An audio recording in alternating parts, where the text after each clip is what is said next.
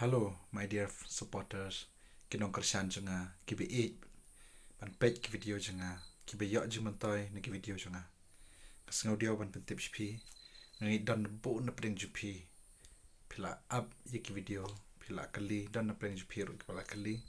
Balai ngam pen mi video show. Balai la arte yo menta te kadau ko don ka chingthot hang ni hang tai ha ki ki apps ki banga shay edit video namar ba nga pen chna video ba nga ring ng mobile phone nga edit na po mobile nga le ke baro tang na po mobile te ka don ka jing thot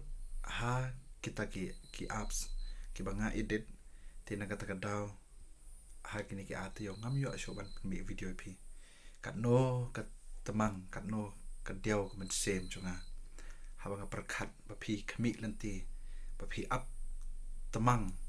ban yo ki video chunga tang ba perlu ngan nom quit ngan mentang adang solve ini ki problem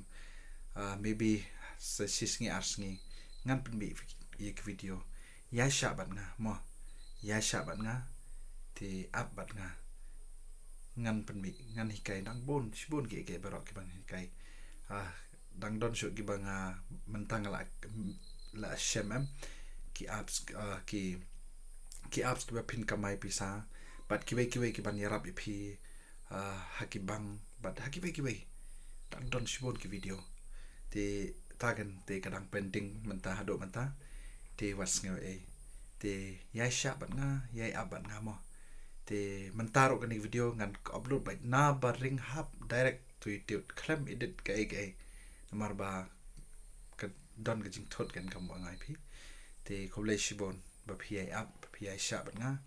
te khoble ba pi spot nga te ki prolog ki ba pai kini video ba pi shu yo ma shu click kini ki video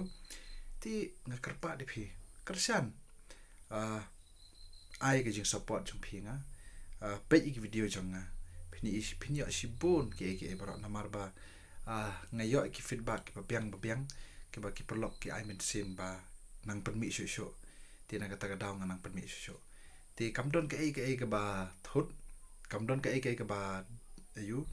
tang kita ki jing thot te na kata ka daw ngam la shu ban ban pen mi ki video long ngam la phi ban edit han la ngala de ring video tang ban edit la yo shu ban edit te ta ka daw te what's ngo ngai phi don na peding ngamet ka shek ba klain te ngin say shem bat mo te keep supporting me mo kana mana yo man save